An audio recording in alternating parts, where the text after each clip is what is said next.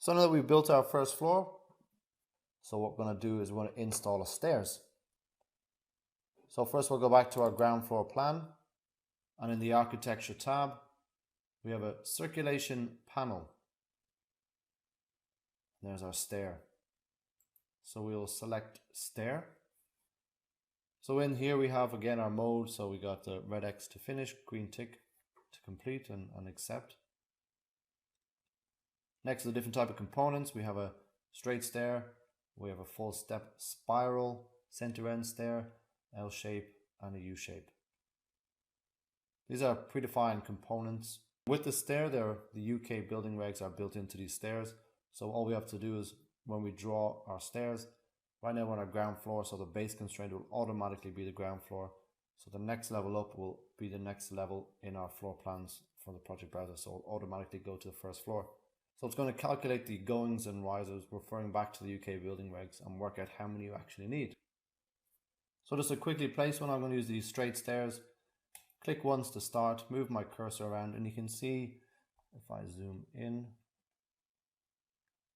grey text there, it says that I've got 2 risers created and 2 remaining. So when I continue moving my cursor, you'll see how many have created and how many are remaining. So to finish off, you just run the cursor all the way to the end of the stairs, click to place. So now we've created our stairs. We're still in the editor mode, so to completely finish everything, we've got to select the green tick.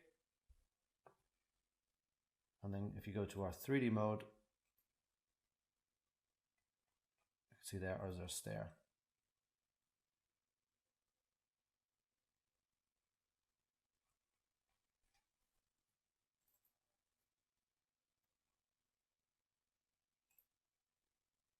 So using the straight run, if I wanted to draw in a U shape or an unusual shape, if I click to start, specify how many risers I want to create. So at the moment I've got 5. Click again. So I've done a 5 run stair.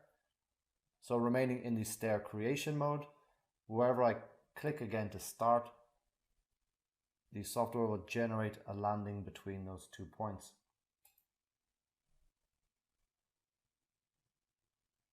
So again, there's another 8. So clicking again and it will generate the landing between.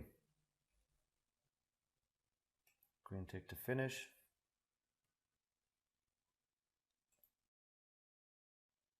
So I can do 10 steps, clicking again and completing to finish off the 18. Green tick to finish.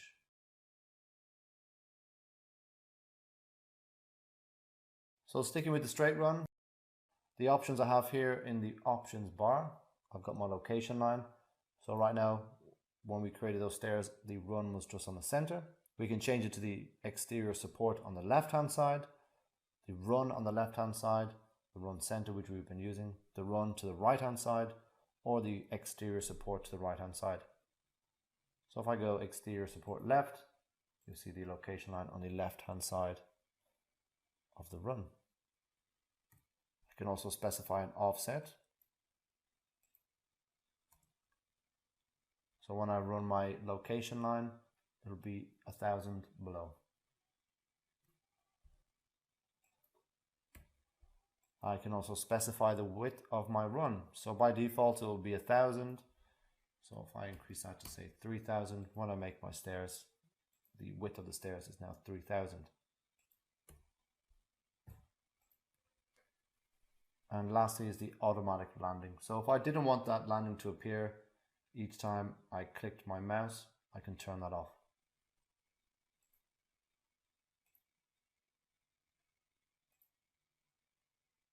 Okay, so with the full step spiral,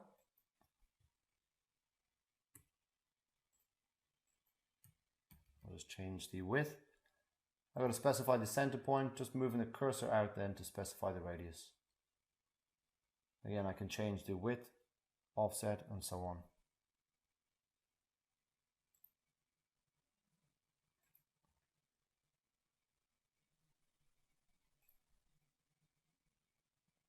Next, I've got the center end spiral. So specifying the center point and the end. And once I specify the end, then I'll move my cursor along to specify how many risers I want to create. And I can start again, and again the landing will automatically generate.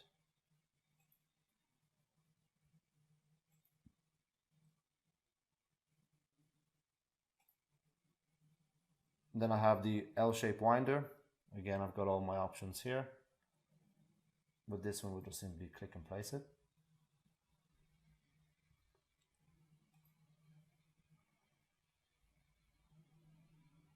And same again with the U-shaped winder.